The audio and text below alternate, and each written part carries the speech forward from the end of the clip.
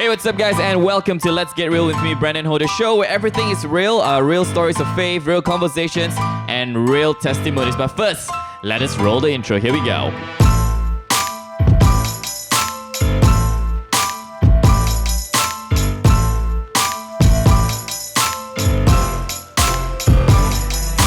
That's right. Like I said, we have a very special guest this morning, right? She is someone who is very close to my heart, very dear to me and Phoebe, not just myself. And I've never seen her actually really angry before. Like, even when she's angry, she's turning into a very, very funny story for me to hear as well. But she's always laughing. You can already hear her in the background. She's always laughing, always very happy, very jovial. And if you watch the movie Crazy Rich Asians, it's a Hollywood movie as well, and I watched it as well. You will know her not by Michelle Yeoh or not by the actress, but you will know her. Why? Because the flowers that you see in there, the beautiful plants that you see in the movie, was all curated by this very special individual. She made all the flowers come to life, right? And ladies and gentlemen, we are so honored and so privileged. Please welcome on the set for the first time on the show, as I would fondly know her as Auntie Eunice Teo. Hello, everyone. Hello. First of all, thank you so much. Yes, it's so good to have you here as well. But before we start, right, I'm sure a lot of people also want to know, right? Because they see the flowers, they see the sun, but they don't know who do it, Ladies and gentlemen, this is the beautiful woman behind the beautiful flowers. But for those of you who may not know who she is, maybe Auntie Eunice, you want to give a brief introduction about your background and yourself. Okay. I'm actually from Mua, born into a family of 4 kids. I'm the second child. I have an elder sister, a younger sister, and a younger brother. And my dad has a stationery shop, small stationery shop in Mua. And so that's how we lived. And from young, I go to the kindergarten. In the kindergarten, because my mom was busy, so I was like kind of in a daycare of the church. And during that time, I will stick to the pastor's wife, and every day I'll just follow her in and out. And every Sunday morning, she would arrange flowers for the Sunday morning service. So that's when, as young as like 4 years old, I got so curious about these blooms that is like, how come the petals are all stuck to the core? So I'm thinking like, what kind of glue? Did someone use the glue to glue the petals together?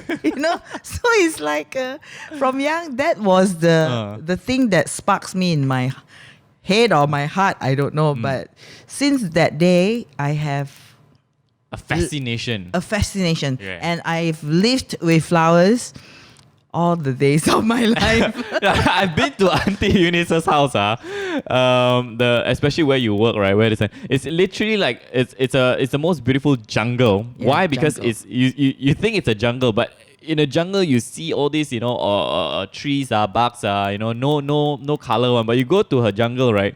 It's very beautiful. The fragrance is there, and it's very colorful as well. Your jungle, that's a very beautiful place as well. And we often love to visit you as well. So you grew up in you have 4 siblings, right? Yes. And you grew up in Mua. So it's safe to say that you grew up in a Christian family. Yes. Right? And you're very familiar with Christianity. Very familiar. You went to church every Sunday. Every Sunday. Stuck to the pastor's Monday wife. to Saturday also. Monday to Because Saturday. I'm practically in the daycare.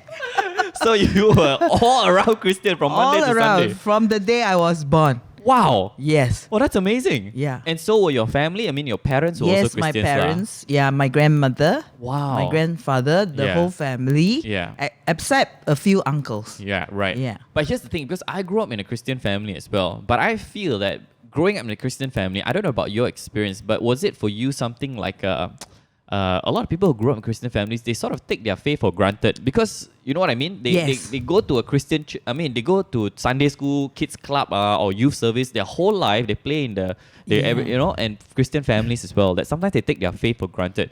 Was it the same case for you? Exactly the same. Because Right. familiarity actually leads you nowhere, because you don't have a personal encounter with God. Right.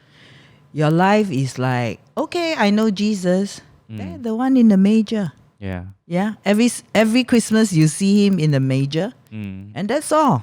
That's all about Jesus, you know. So it's a lot of Yeah. hit Hate knowledge. A lot of hit knowledge. Yes. Right. Yes. And what happened was that at the age of 15, now I have to draw back a little bit more, like the age of 13, when my dad faces financial crisis. So the whole family did. And what happened was that we were in heavy debts. Yeah. And the worst part of all was that we didn't know that it was that bad. So we thought that it's just like the house installment that my dad couldn't pay. And then later we discover the loan shark. And then later we discover the private gang, like the private gang that gives up the money, like everybody like take turns to take the money, that kind of thing. Right. So when that happened, my whole world collapsed.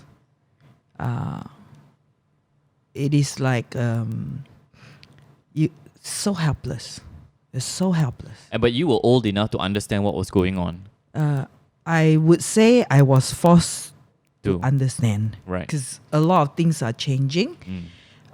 People around us just didn't want to come near, and they were all like, if they see you, they just go another direction.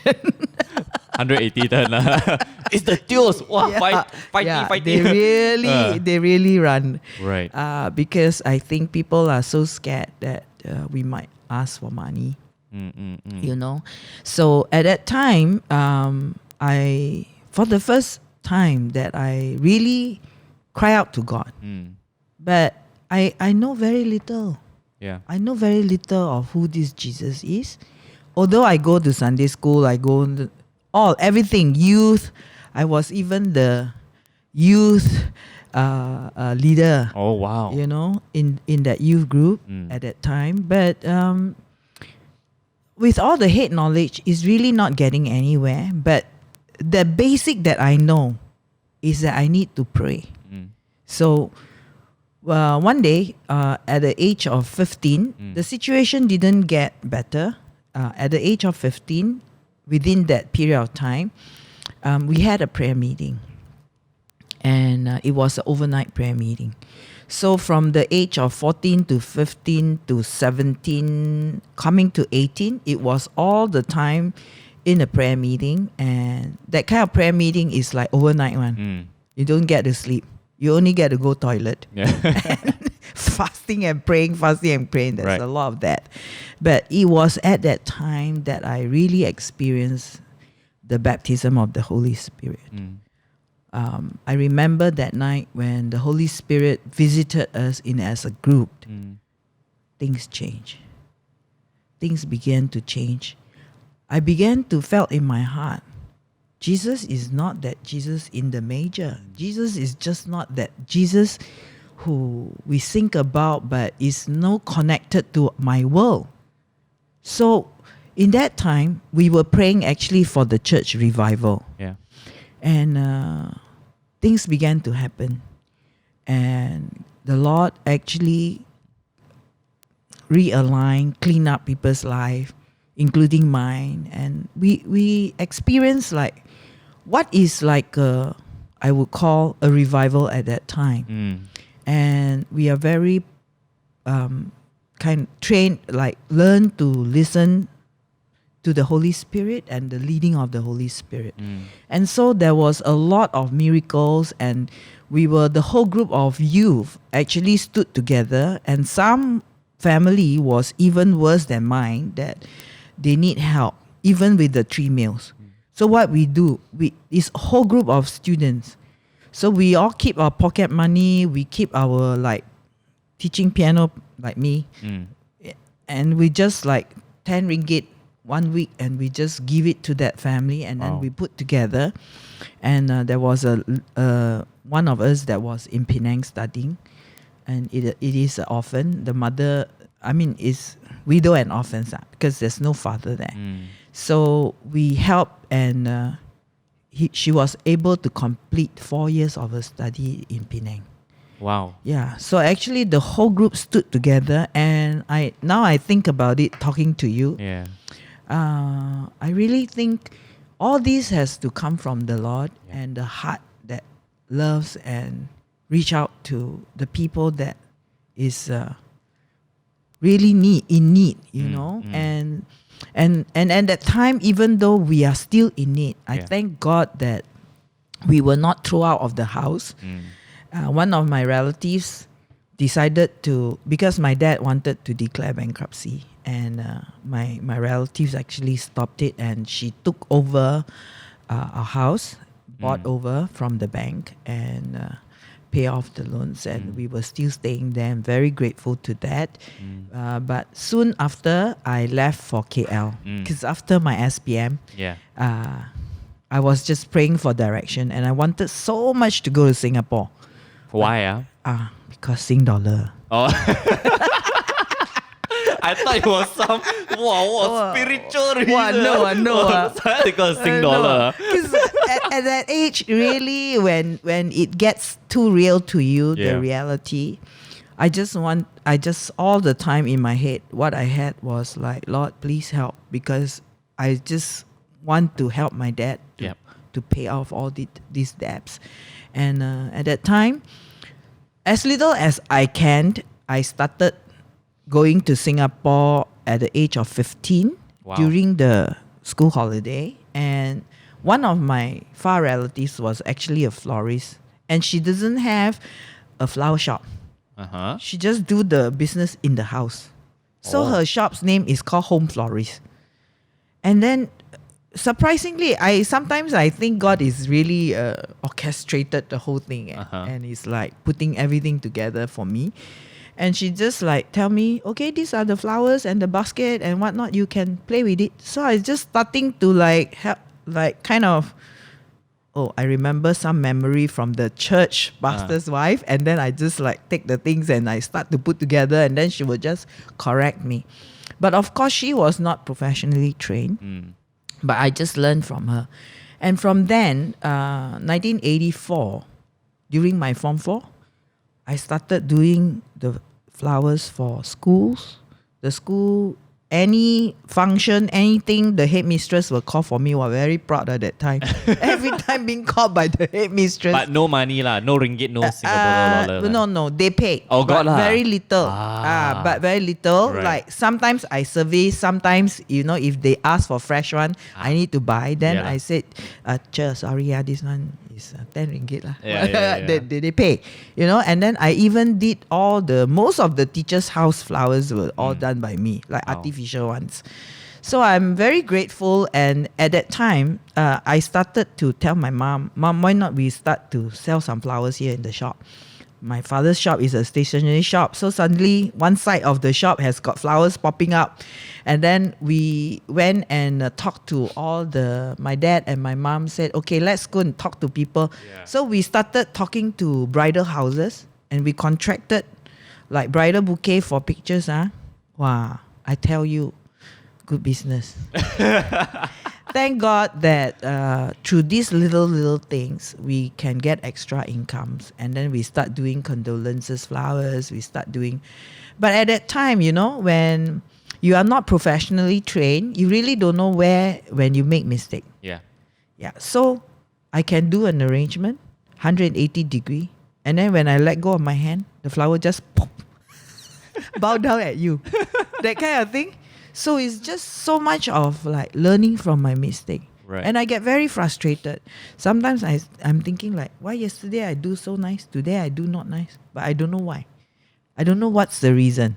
But through the years of learning and, looking at others and really go into it, then I realized, this is the right thing to do. Right. But thank God for the leading.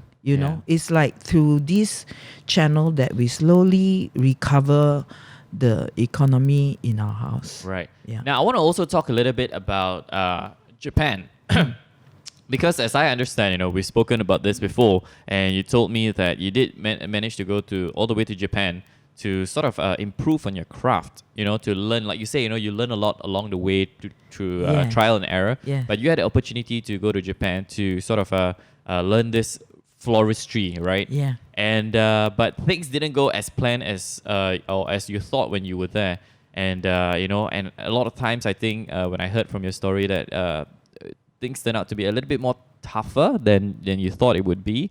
So let's talk about how this Japan thing came about, and also what happened in Japan exactly. Okay, in 1985, I just give you a brief and short history. After I finished my SPM, I actually was asked to do a wedding in Assumption Church. Yeah. And so I came to KL, and after I finished doing that wedding, that Sunday itself, I went to a church with my aunt who is staying here. She's a Christian. And immediately I met my first boss. So she said, okay, tomorrow, Monday, you come to work. So that's all. My dream about going to Singapore was kaput. No more Sing dollar. So what I did was, I went to work, and then I worked in different hotels, Florist, for a few years. And in the end, I end up with one that is quite a big one in Damansara, and for 4.5 years. And right after that, at the age of 26, I have an opportunity, and that was the desire of my heart. Because from young, my aunt in Japan, that is my father's sister, she used to come back and visit my grandma, and she will bring a flower book for me. A small one sometimes, but I will be looking through the books like for days and for years. And those are my collection, my treasure, my toys. So from then, I have a desire to learn flower arrangement or ikebana in Japan. But I don't know how is it possible, because the situation was so messed up at that time, and also have to deal with my sister's education, my elder sisters. And besides that, there was some family issue as well. And then at the age of 26, after 8.5 years working with a florist, many florists, I finally got the opportunity. My aunt gave me an offer. Would you like to come to Japan? Wow. It's like you strike, lottery like that. So I was very excited. At that time, I was earning quite a good salary in that florist, and I was able to support my parents in some ways. And, everything seems to be really good. And so I prayed and I said, Lord, if this is the way, I will go. So I feel like, okay lah, good. I feel good about it lah. Huh? So I just say, okay lah, go.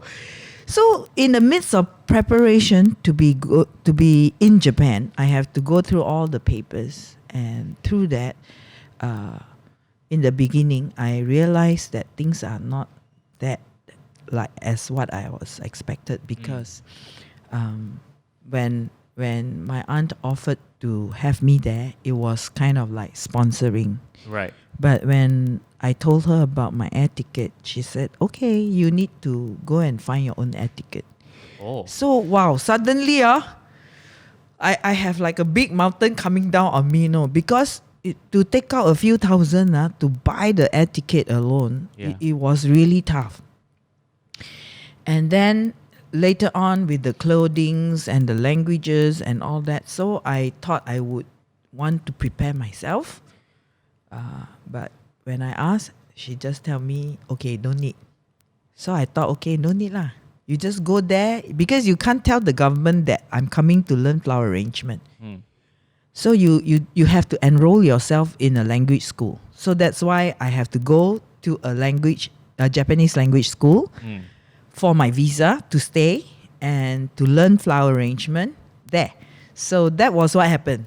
And when I landed in Japan, finally, through a bit of like thick and thin, and I just tell myself, just stay focused, because what you really want to do is to have good technique, good education, so that you can walk further. So I was like telling myself, okay, just this little bit of things, don't bother. Just go. Okay? Just go. Just go. I tell you, this just go almost cost my life. because this just go. Wow. Just thinking about it, Okay, I must say thank God that I'm here today to be able to share with you, because that period of time is very tough for me. Very tough in the sense I have challenges from the weather. From the what? Weather. The weather.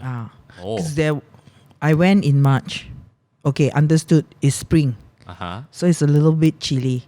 Okay. So you wear a bit more of like what you're wearing now.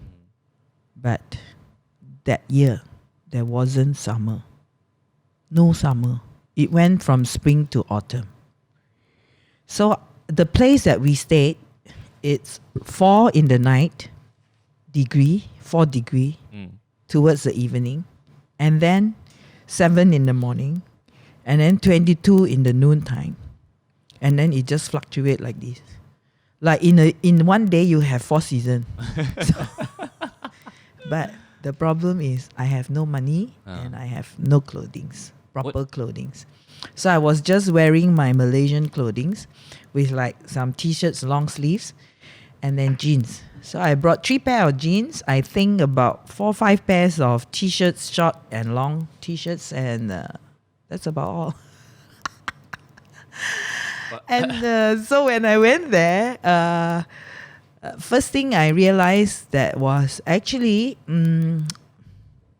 I do not want to judge, but I just felt that basically my aunt need a maid. Yeah. And I'm okay with housework because I do that all the time at home. Even taking care of my younger sister and my younger brother, and I cook for them, and I clean the house, and I wash the clothes. You know, sometimes at night we wash with my mom. House chore is definitely not an issue for me, but the problem is that when things begin to like happen in like having culture shock, I have to shower using the used water. Huh? Sorry. You have to shower using the used water. Yes. What does that even mean? Yeah, because the first day I landed, after how many hours in the flight and all that, you're like, I want to take a shower. Of course. So I went into the shower, I on the shower, like literally shower. But after I came out of the shower room, I got tembak from my aunt. She said, okay, I'll just let you know, from today onwards, you're not allowed to use the shower because the shower wastes a lot of water. So I stood there and I don't know what to say, and I just said, I'm sorry. So I said, can you tell me how I should do it? So she pointed to the heated bathtub. They have a heated bathtub because it's very cold. 7 degree, imagine you could take your bath. And the heated bathtub is where you fill the water till 3/4. Yeah. And everybody goes in there and shower and take your bath. So generally, it was a culture shock to the maximum because I've never known about this. And so from the second day onwards, that was what happened. And basically, if I'm very particular about my own hygienic issue, I will just scoop 1 pail of water out and put aside, and then I'll just clean myself, and then another one, and that's all. And then the rest of the water, I was to scoop it out and put it into the washing machine and wash my clothes. So that was what happened every day since then, and the rest of the water was used to like scrub the bathroom every day. And I tell myself at the age of 26, I said, when I stay in someone's house, I have to follow the rules, and I am ever grateful for the opportunity. So I just hold on to everything, and I just follow everything that my aunt wants, and I just do everything because I tell myself I'm not supposed to be here. And I owe her a lot. I know I owe her a lot at that time, you know. So I just keep on doing whatever is pleased to her. 7 degree, I don't have a sweater. I just go out every morning and pluck the wheat. After I've prepared the breakfast, you know, toast the bread and cut the, what did I cut? Okay, banana. I cut banana and put in the yogurt for my uncle. And then my aunt start to cook his bento, that is the rice box, for him to bring to work. And when she comes down, she said, you go out and pluck the wheat. And that was 7 degree. Oh, if no one knows how cold is that, you can try going into a cold room, you know, and stay there for 10 minutes, and then you know how is it like. It's very, very cold. And you keep on asking yourself, why am I doing this? You cannot understand. You know, God, where are you at that time? I had this problem with my stomach because I think it was I was very stressed, and I couldn't digest even the rice. You know the Japanese rice, they are like pulut, you know. Yeah. So I had a lot of problem in my system, and because I'm trying to adjust to a lot of things. My auntie don't seem to be happy to have me there. And so every morning even I greeted her, most of the time she just kept quiet. She don't respond. And when my uncle was not at home to eat, she would just take her food and go upstairs and eat in her room. And I cannot understand because she was my most favorite auntie from young. I look up to her and I trusted her. So coming to now, like when I talk about it, you know, is very tough. But I learned to forgive and embrace who she is. She has her own problem. She has her own mountain to climb, you know. But it was very tough for me right then. And it's so cold that I need to drink hot water for my medication also. And I don't have a tumbler or what, you know, to bring it with me when I go to school. I take the 10:47 train to Sendai. I stay in Yamagata. That's about 45 minutes away. And meaning 10:15, I get out of the house. I cycle half an hour, and then I reach the station, and I'll park my bicycle, and then I go to the train. And that's the only time that I can actually release my tears when I was cycling. So I think sometimes the Japanese must be thinking something wrong with this girl. Why she's crying every day? Yeah, because I cannot tell anyone back home here what is happening there. And that time you don't have iPhone, you don't have what phone, not even handphone, not the brick size handphone to call home, but you have to go to the public phone and put in money. But I don't have money. So very, very limited resources. And sometimes it's so hard that you just feel that you want to give up. And so one day I asked my aunt, I say, Aunt, can I borrow one of the flasks that you have? Like I can put some hot water inside. Yep. Because the food that was packed for lunch, whatever that is left, I just packed it in and I just bring it. By the time I reach Sendai, it's already cold, very cold. It's not only cold, it's very cold. And it's like out from the fridge. Yeah. So you really want to have something warm in your stomach. So what I did was, I asked her and she said, we have only two. One belongs to your uncle that he used every day. The other one belongs to your cousin during her kindy days. So I said, okay, I don't mind taking that one. And that only can fill 1 mug of water. Right. 10:15, I get out of the house, and every day by 8 at night only I return home. So where do my water source come from? Yeah. I don't have money to buy all the machine drinks and all that. No. So I will go to different shop. I'm a bit smart. Don't go to the same shop every day. They will chase you out. So I go to different shops and ask for water every day. Some are very kind. They will just give me a dirty look and then they just give it to me. Some, they will ask me, "Ju yen jodai." It's like they will tell you, "Give me 10 cents." Like, it's the coin. It's very little. You cannot even buy anything with that, like 10 cents. Yeah. So I just give it to them. So that was very hard for me. And sometimes I don't have enough food. So what do? I Also go to the different shop. supermarket. Okay. I go to the supermarket, different supermarket. Go to the basement.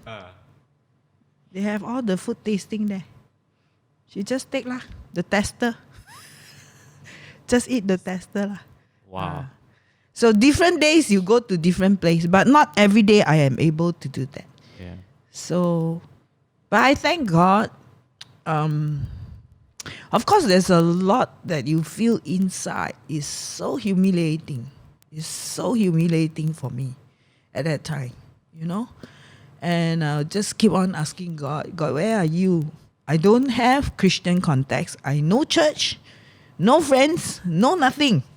Until how? One day I needed to talk to somebody. So I just talked to the secondary school student who cycle alongside me. Then I just talked to them with my minimal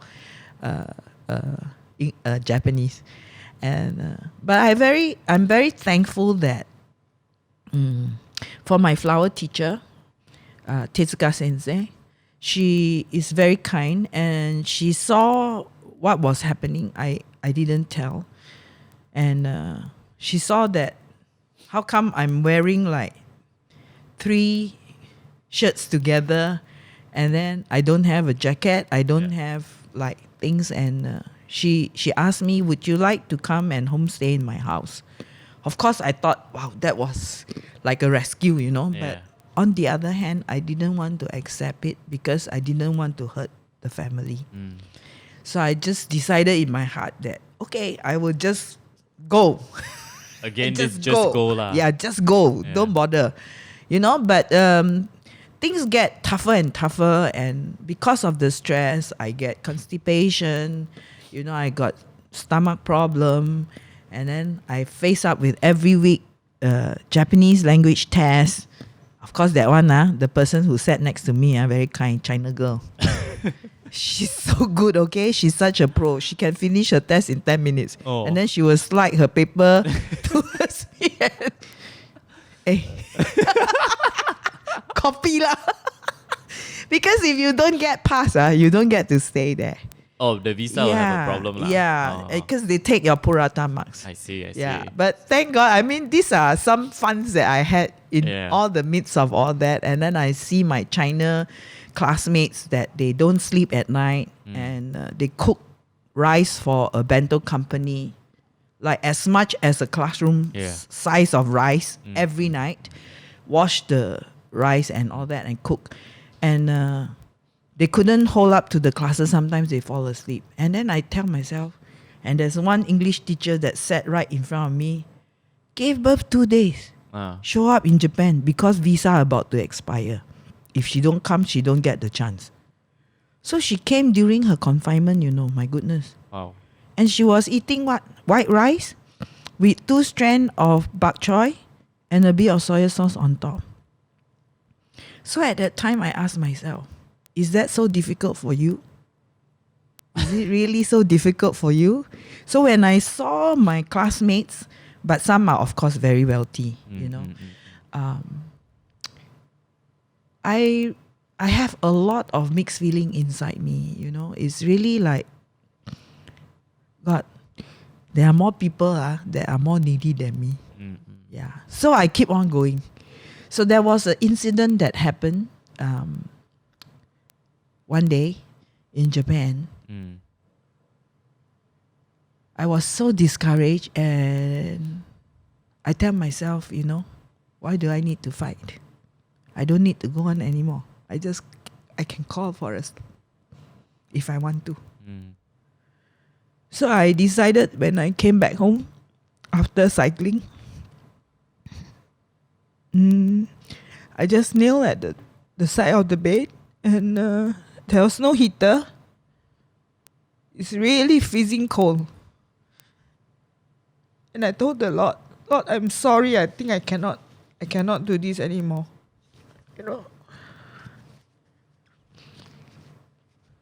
Really want to give up.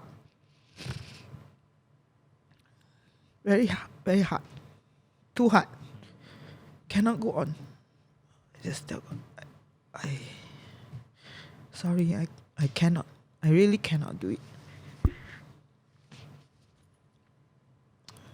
And as soon as I kind of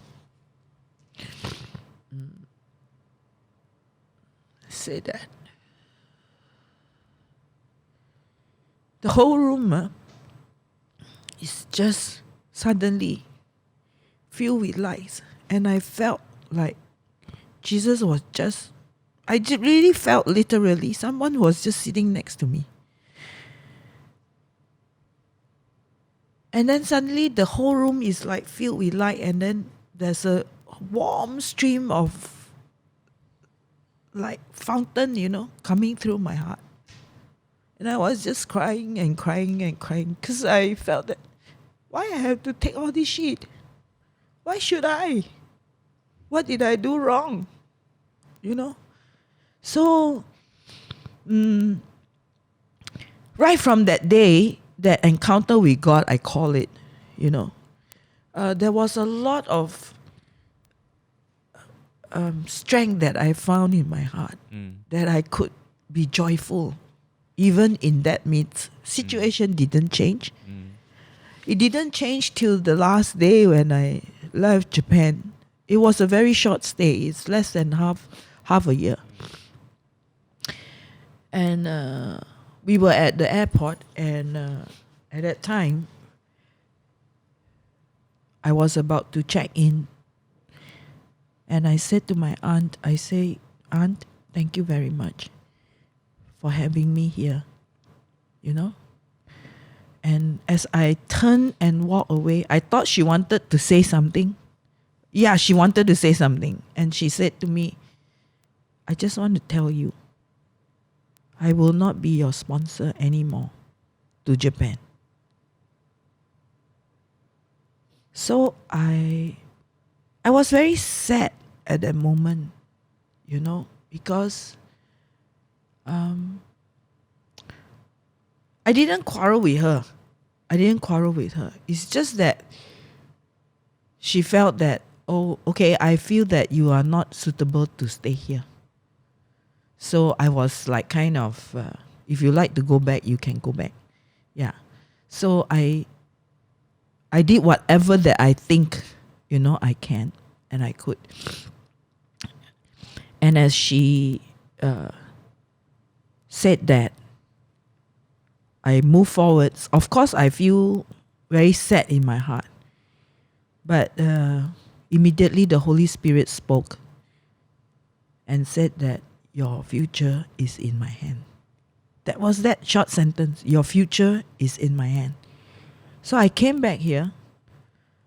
It's not easy because I don't have a capital to start the business. Yeah. So that's the other part of the story. Another mountain right in front of me. Come back Another mountain because the family needs money. Of course, my ex-boss was very kind. She said, come back and work with me. But in my heart, I knew there was something. I knew there was something God wanted to do in my life. So I prayed, and I just felt that I should just start the business. And of course, how to start? You are in the house. Don't even have ribbons. Don't even have flowers. Don't even have anything, because I left and I didn't even contact. And to me, I think integrity counts. Like when I leave my ex-company, I don't take the client. I don't contact with them because I feel that that's not right. Yep. So one day my mom said, please go to the market and buy this veggie for me. So I went and I met one of the client. She's a Datin. And she said, hey, where have you been? Why you left and you never informed us? I said, yeah, Datin, sorry, because I left in a hurry. And she said, please go and get me done a bouquet and send to someone who has just gave birth. So I said, okay, but Datin, my ex-boss is still doing business. Why don't you just order from her? I said, she said, no, you do.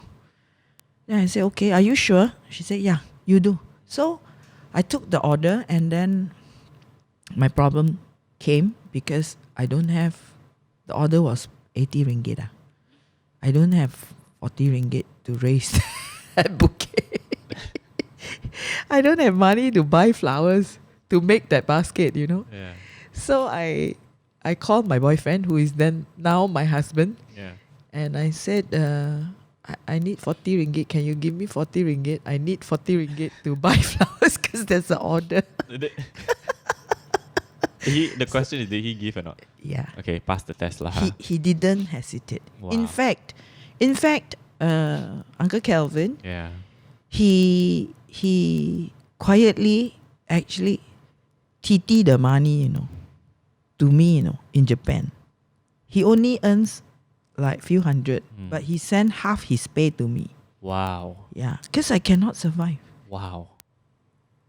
How to survive when you don't have money? For those of you who may not know, Uncle Kelvin is Auntie Eunice's husband. Yeah. He is a gentleman of in every sense of the word. I've had the privilege to also go to Hong Kong with him, and we laugh non-stop. Yeah, remember the toothpick story? Yeah, Brandon should tell about the toothpick one day. I will tell you guys about the toothpick story one day. But Uncle Kelvin is a very funny individual, very humble man as well. Yeah. Sorry. So he gave me the 40 ringgit, so I went on, did the order, and then I find whatever way I could to work part-time and all that. And I got a student and I taught her, and she happened to be somebody's wife. And of course, I don't have a classroom. It's all at home. And the Lord blessed me tremendously with one first big deal that came to me. Of course, until today, I stand in awe of that experience because I know it is God, no one else. The student's husband, the secretary, called me one day. We need you to do some hampers for our clients. Please come to the office. So I went, and she passed me an envelope. And I felt the envelope, wow, so thick. And she said, get all these done, packed and sent, and then send us your bill. So I said, okay. But I was so kind of overwhelmed and worried at the same time when I hold that envelope, because it's like at least 20, 30 pieces of paper, A4 size inside, you know. So I couldn't drive. I was in a cab. I called cab that time. It's called cab, not Grab. No Grab. No Grab. So I went downstairs, went into the cab, and I flipped open to the last page of the whole pile of paper. And the amount was 51,000. Back in 1994. Yeah. This is an incredible amount. I've never seen this amount before. I had to count backwards. 0, 0, 0, 1, 5. So many. So I suddenly lost. But I keep on praying in my heart, you know, oh Lord, you know, in tongues and all that. But I know that I was really directing to the Lord, because I really don't know. This time round, not 80 ringgit, not 40 ringgit, 51,000. I at least have to take out 30,000 to complete this mission. So I just continue in that prayerful attitude, and then I reached home. I sat down. I literally told Jesus, I said, Jesus, you're not joking with me, right? 51,000. Where to get the money? And I think of all my resources, who can help me? So I thought of one lady. I asked her for help. I said, can you please help me? Because I need 20,000 loan. She said, can. My husband said, can. But you must pay me 20% interest in 1 month. Wow. Then I'm not very good in math. So I took the calculator. Wow, that's quite a lot of money. Quite is an understatement. 20% interest is... Yeah. So what I did was, then I think again and I prayed again and then I called her back. I say, okay, like this, I cannot loan the money from you because the interest is very high. I said, can you do me a favor as a friend? Can you just introduce one liquor supplier to me? Because I look at the whole thing, the most expensive item in my package is that 19,000 worth of liquor that I have to purchase. Yeah. So of course reluctantly she said, okay, I give you, but I'm not your guarantor. I tell you first, I'm not your guarantor. I said, okay, I'm not going to hold you responsible. So I said, okay, I took the number and then I prayed and I called the guy. And this guy, first question he asked, where, 鋪頭喺邊度? No shop. I have no shop. In the house, I said, no. Then he's like, okay, 諗下先. Then just put down the phone. It's those like Chinese man, the Chinese man. Very rough one. Very rough type. And very fierce also. Yeah. So I said, I don't have money to pay you. I can only give you a post-dated check 1 month. When my client clear the check with me, I will pay you. So he chose to think about it. I cannot do anything. So put down the phone. I still keep on praying. And after about 1.5 hours, he called back and he said, 地址呢? He asked for address. 9:30 in the morning, all the goods will be in your house. So, lo and behold, true enough, the goods, 19,000 worth of brand liquor arrived in my house the next morning. But I have problem. Chocolates lap chong not yet. So I count all the money that I have, 2,500. Yeah. How to buy? That afternoon itself, something happened again. You cannot believe, right? Very hard to... God is so real. I didn't make up this story. Yeah. In fact, I tell you, this person that I'm going to talk about now is a person whom I helped out of kindness because she told me, I'm a single mom and I have this project on hand. I need to make hand bouquet. I don't have money to pay you now. Can you teach me first?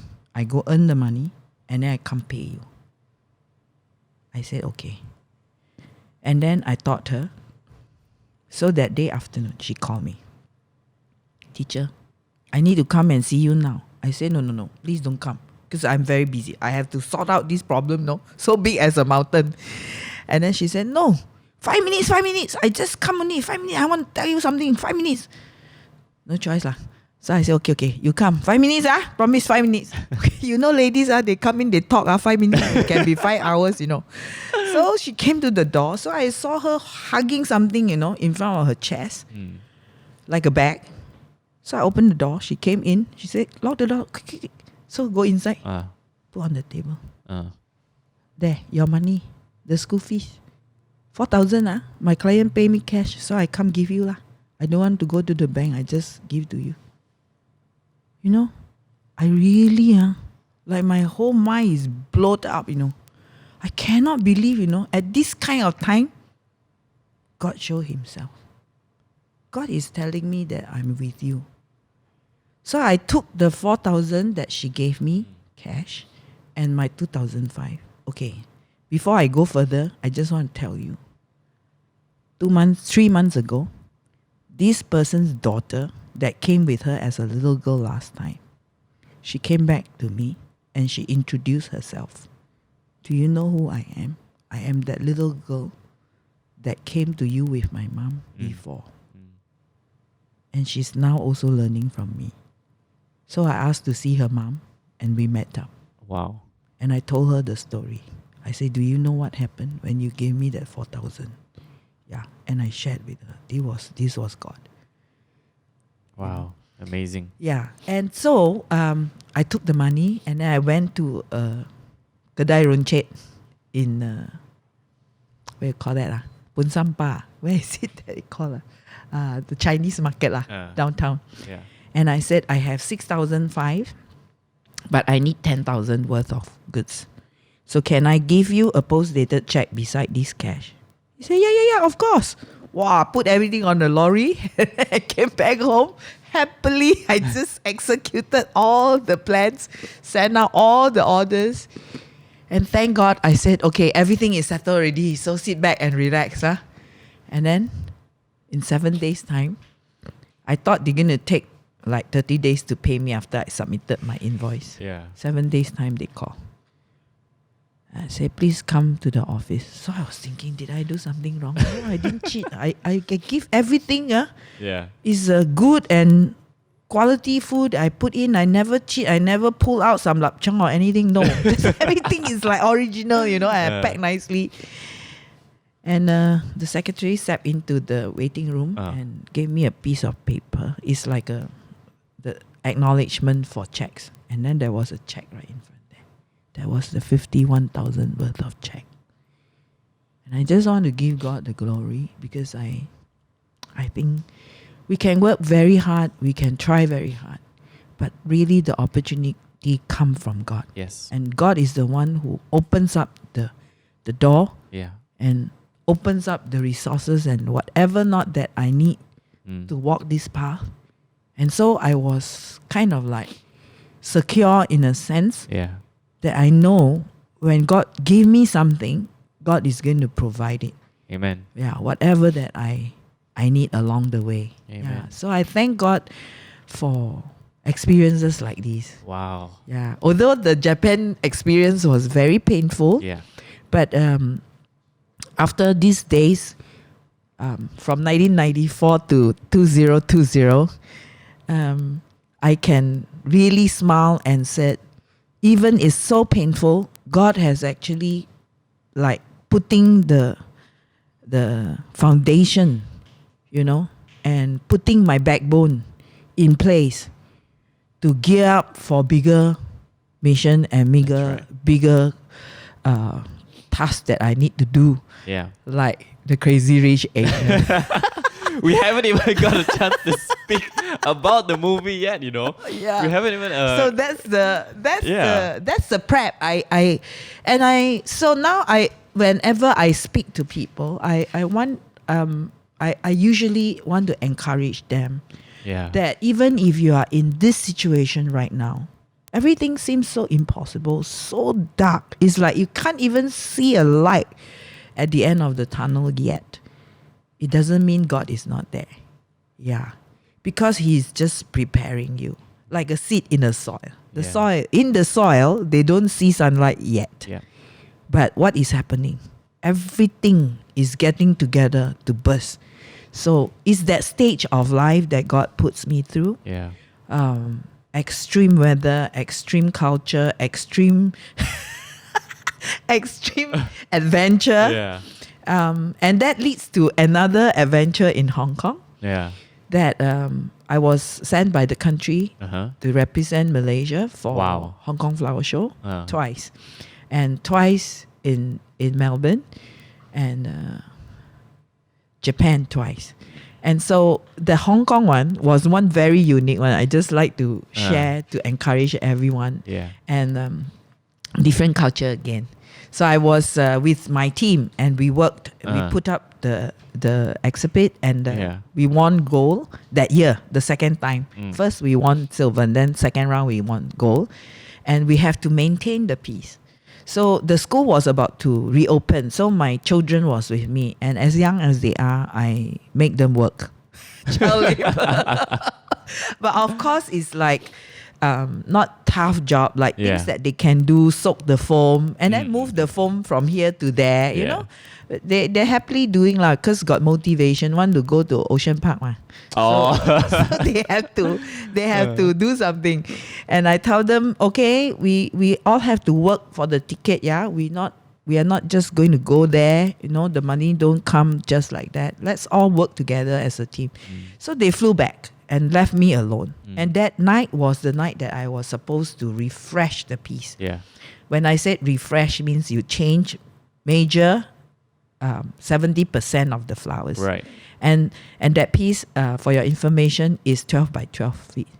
That's a very, very big. Very big piece. Yeah. So we're talking about thousands of flowers to be changed. And so I told the supplier, please send the boxes of fresh flowers to the ground by 7. So I waited at the entrance. Didn't come. 8:30, didn't come. I called them and they tell me, don't you know Hong Kong has traffic jam? Oh, okay. I couldn't say anything. Yeah. So by the time I saw the boxes, it was 9 o'clock. And what time does the whole exhibition shut down? It's the outdoor one, 10 o'clock. So I have 1 hour. It's impossible because me alone dragging the 4 boxes of... The boxes are huge, okay? Drag them all the way, it's like you walk about quite far. 800 meters, you walk, you drag all the way. So after putting all that at my exhibit side of that, I was about to start work. The exhibition hall shut down. So everybody is clear from there. Only who? The security guards.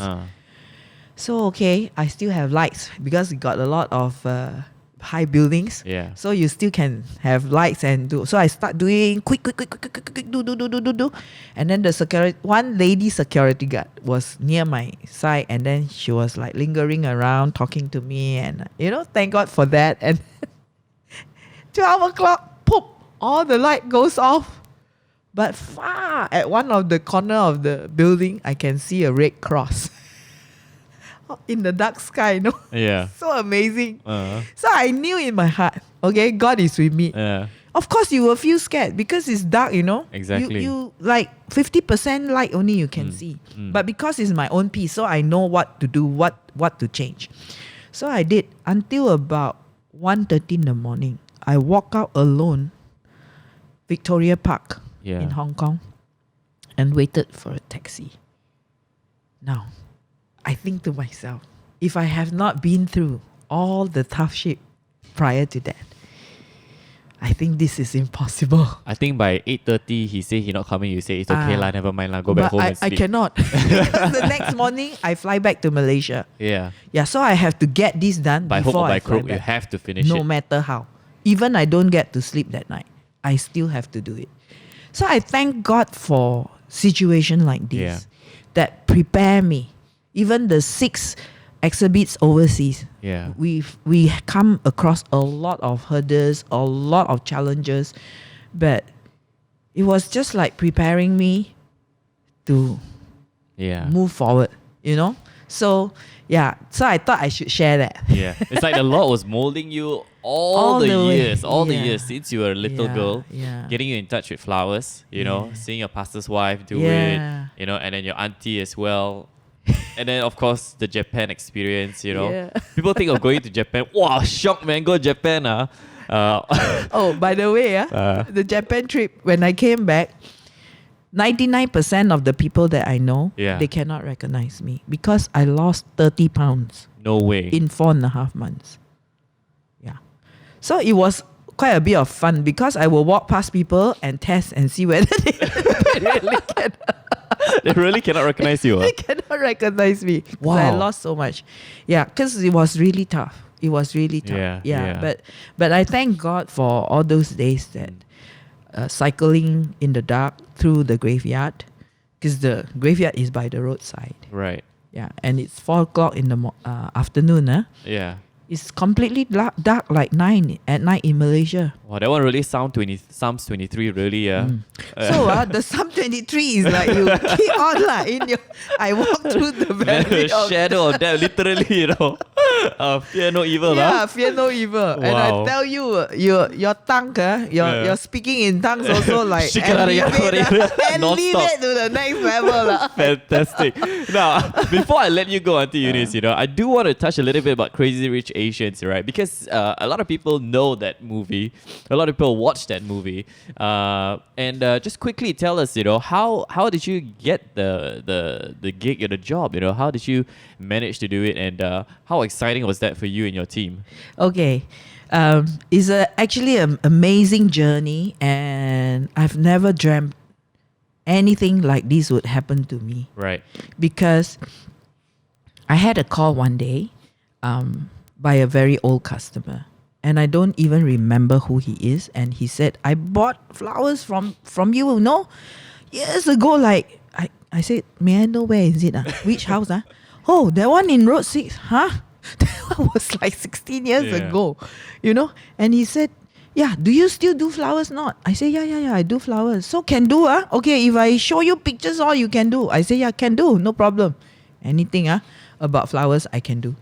So he said, but I need your biodata and I need to interview. You have to come for an interview. So I said, okay. So he said, okay, you send the biodata first, then you come for an interview. So I sent, and after that, he told me, Thursday you come. So I went all the way downtown to KL, in the heart of the city, Yeah. cancelling all my class. Yeah. So I went, and he said, sorry, boss not here today. So never mind, you just come, you see lah. So I see, so big, that space is so big, like can contain 50 people. They have each table and each chair. But there was hardly anybody. So I was thinking in my heart, Kena kidnap. no, what is he trying to do? Do flowers, do business, but the company nobody one, no. Oh. So can get money or not? After I do the job, got payment for me or not? This was the thing that crossed my mind. Seriously. Yeah. And then he said, okay, the pictures are also not ready. Yeah. Maybe next week you come again. Then I'm thinking in my heart, okay lah, never mind. Want to do business with people, must be patient. So be patient. Next week come again. So I went the following Thursday. Same time, I enter. Then I saw this sticker, along the way, from the lift to the office there, got stick there, Crazy Rich Asian, Crazy Rich Asian. Then I'm thinking, why these people call the Asian crazy? Still don't know what is happening, That is so blur as me, because I'm not so much into entertainment and the movie not Hollywood. So much. Not so much. Hollywood to me is what? Warner Brothers, Bugs Bunny. Yeah. Not that WB. Correct. So, okay. So went in, and now I see a little bit more like another 10 people more. And I see like some Caucasians. And one lady walked past me and look at my shoes. Oh, that's a nice pair of shoes. I said, thank you. And then I still didn't get to see the boss. Because he said, boss is not here yet. Then, but this time round, he showed me some pictures. Now, this is the peranakan. I say, yeah, I'm the peranakan. Yeah. He said, okay, good. You look at all these pictures. These are the images. We just show you, and then we will give you the dimension and how you should go about. Okay, then cannot see boss, go back again. Next Thursday, call me again. Then I told Uncle Kelvin, I said, don't know real or not. Kau zan. Kau zan. I say, you see, I cancel my class 2 weeks and always on Thursday. So I feel very not nice lah. I say lah, we say with the Thursday group, you keep on cancelling people. No? So again, Thursday come, call me again. Eunice, please come. The boss is here. So I said, no choice this time must go. So when, different already. The lift open, you hear a lot of sound. And then when the minute I step into the office, trees lah, feathers lah, cloth lah, whatever you name it, sculpture, everything was there and it was full of people. Wow. Full of people. And then I say, so happening. So I was looking for that guy lah, where like tenggelam, I cannot find him, And then finally I found him and he said, please sit here and wait. There was only one chair. Sit there and wait. So I waited and I can hear there's a meeting room by the side. There's a lot of people talking. After about 15 minutes, the whole bunch of people came out. They all from Warner Brothers. Of course, I didn't know lah. They were all Caucasian. So I stood up lah. As Asian, you know, there's only one chair. So I stood up. And then the production designer, Mr. Nelson Coate, he said, "Oh, please sit." Then I said, "But sir, there's only one chair." "It's okay. You sit." So I sat down. And then he started asking questions to another 7 or 8 of them. So, okay, what do you guys think about this lady? You think that she's able to complete this job with us? What do you think? So suddenly 3 or 4 people answer at the same time. She must be the one now. There's no one else better than her in this part of the world. One of them said. Then immediately, I suddenly like terkejut. It's like, how come? Did this person check me or what? Because I know that for the years, I've done some educational certification. And so if they have checked me, they would have seen all this in my profile. Yeah. So after that, they said, Mr. Nelson Coate said, "Very good. Okay, so she will be doing all the flowers.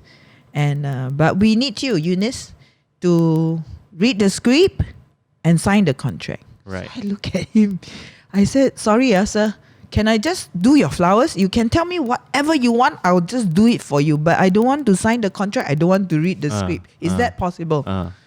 Then he looked at me, serious face, no smile. No smile at all. And he said, "If you don't read the script and you don't want to sign the contract, then we have nothing to talk about." Wow. Then I said, "This is very serious." Then I said, "Contract, okay. Can I take a look at the contract?" I put aside the script first because I'm not the actor. So I can that one later. I want to see what is in the contract, So they brought me to a room and gave me two pieces of paper clipped together. Then the minute I look at that paper, wow, I really cannot believe my eyes. I keep on looking at that 3 words on the top, It's like Warner Brothers Pictures and then California. Yeah. Then I'm thinking, California. Yeah, I was there, California, to do a program for my AIFD symposium. I presented a program as a first Malaysian. Then I'm thinking, this is Warner Brothers, California. This is WB. This is Bugs Bunny. What are we doing? This is movie. This is movie shooting. Then only I realize, and I start to my senses start to wake up. Hey, hello, this is not advertisement, because all the time I thought it was an advertisement. Right. And you had... I never, ever crossed my mind that this is a movie. That sounds like you, though. Very blurred. Yeah, very blur. That's me. I just jalan terus. I don't look here, look there, or check here, check there. No, I just go.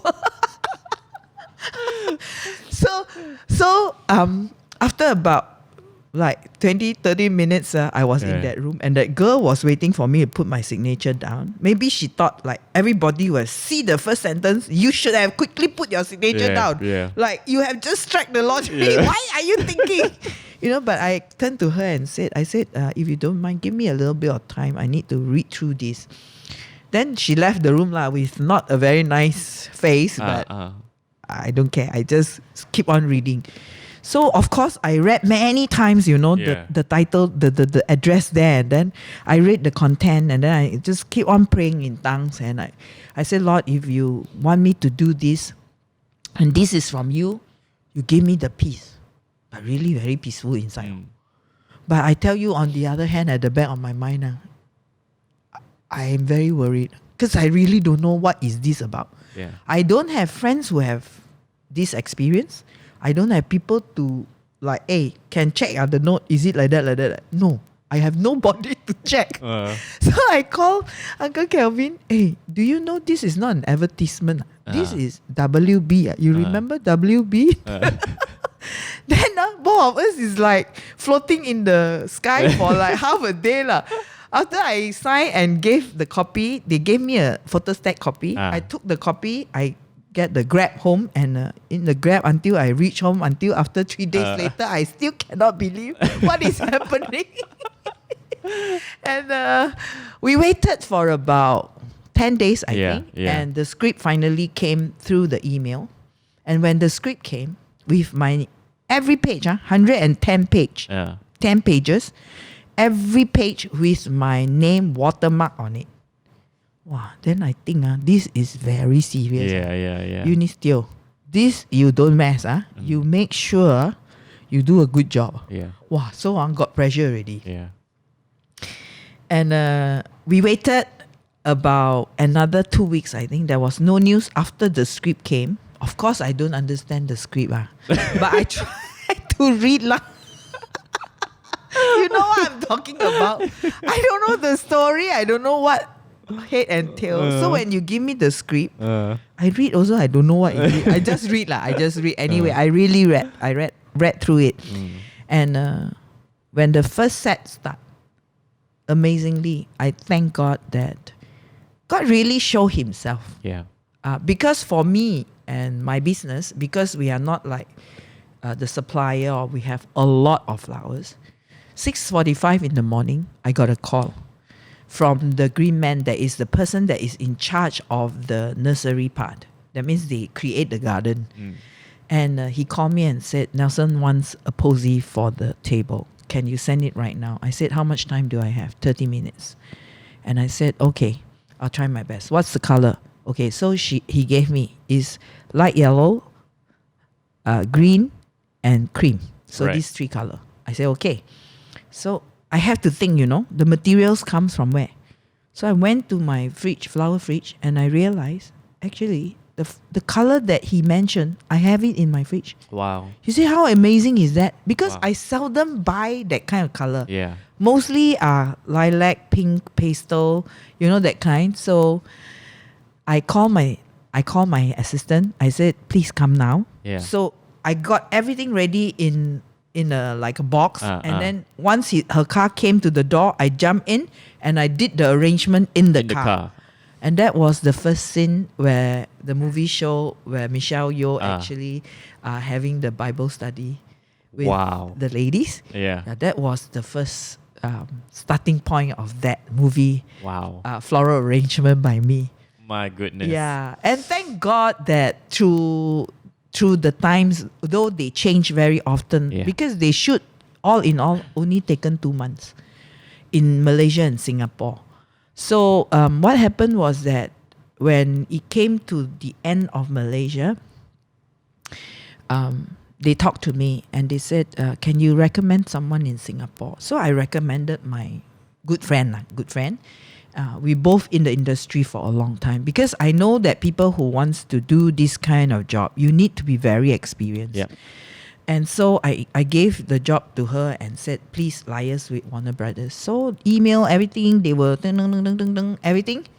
Suddenly 2 weeks after that, my friend wrote me an email. Eunice, I'm sorry to tell you that I'm not able to do this job. Why? And so I wrote to Warner Brothers and turned them down. Wow, so I think you give me problem. I'm going to Hokkaido, on the 25th. How can you do this to me? And then if they cannot finish shooting, then my trip is gone already. It's involved so many people. So she said, so sorry. No solid reason. So I said, okay, since you cannot, then no choice. I give it back to them. The ball is kicked back to them. So they went and searched, and I don't know how. One day, Nelson called me. Eunice, can you please come to the office? So I went and he talked to me. He said, can you please do this job in Singapore? I said, what happened? I said, I thought I gave your contacts and all. No. We decided to have you. It is better. We already know how to work with you. You know how to work with us. So you come with us. But we are not going to give you to stay in Singapore and all that. So are you able to do the job? I said, yes. I said, but I have one condition. Your shoot, whatever that's concerning my part, you have to finish the latest by the 24th. So he took me out of his office. He come to a big chart, and he showed me, okay, you look at my timetable now. This is all planned out. The show shooting ends on the 24th. Okay? I said, really no joke, because 25th morning, 2 o'clock, I need to go to KLIA for my flight to Hokkaido. Mm. I said, if you don't finish, I can only ask my assistants to do for you, okay? Deal? Deal. Okay, deal. So, jalan. So, I thank God that Wow. even as I look back, if I have completed Malaysia and I have not done Singapore, this will not be the highlight of the show. Yeah. Because the highlight was in Singapore. The major pieces was all in Singapore. Wow. And during the month of June, if I don't remember wrongly, I flew to Singapore 3 times a week, and back and forth, back and forth. Sometimes it's like I go today and then the last flight back, and with 3 tons lorry going out with all everything that happens so compact in time, and anything that I need, especially the tanhua material. Yeah. Wow, that one is really miracle. That one till today I cannot figure out. My brain still cannot digest. So I just hang in there. Okay, God, I know it is all you. You Yeah. did it. You have chosen me to be a vessel Yeah. in this to Yeah. glorify your name. Fantastic. Yeah. Wow, well, can I just say I am so impressed and I am so awestruck by your story. Honestly, until you told me in detail about Japan, I never knew it was until like that.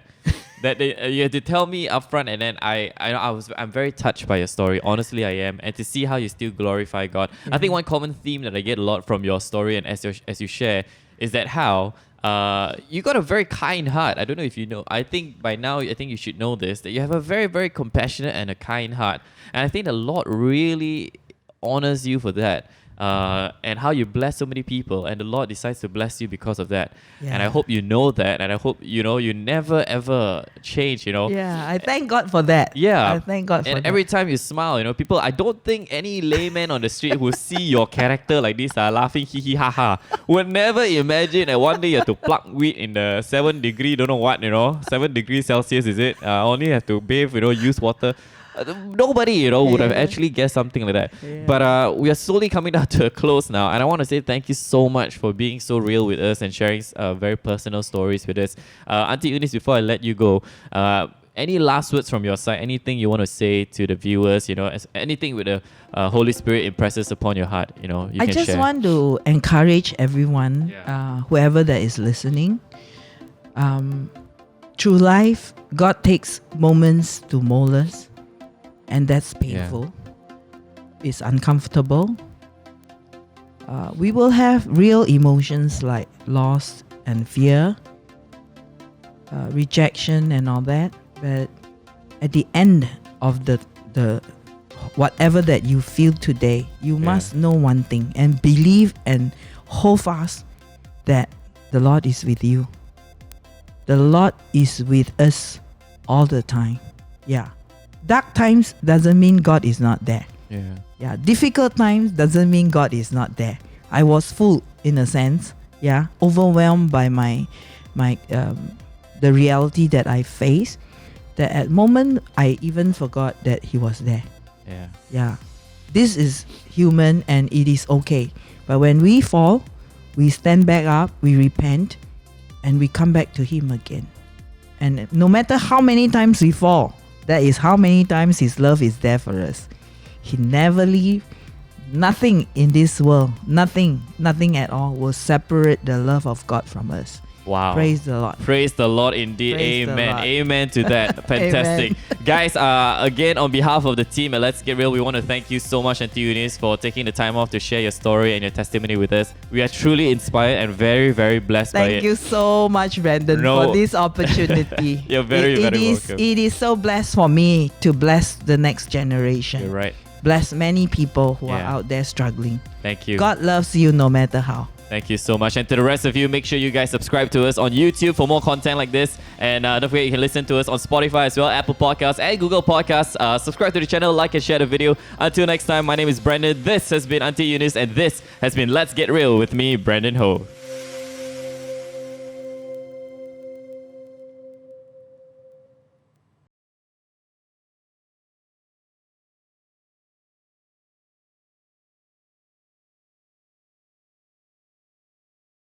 Hey guys, thank you so much for watching Let's Get Real. We hope that you've been blessed, inspired and encouraged in one way or another from all the stories that have been shared today. That's right, if you like what you see here and you want to see more, make sure to like this video, share it with your friends and subscribe for more. Now, some of you may not notice, but the setup that you see behind the studio, including all the equipments, do not belong to us. We're a small 3-man team and we do not take a profit or a pay from this show at all. But hey, we can dream as well, and one day we hope to have our own set, our own studio, including our own equipment. So if you'd like to support this ministry, you can drop your love gifts at the bank details that you see on your screens right now. Don't forget to earmark Let's Get Real or LGR so that we know that your giving will be used for this show. Thank you so much in advance. Until next time, God bless. God bless.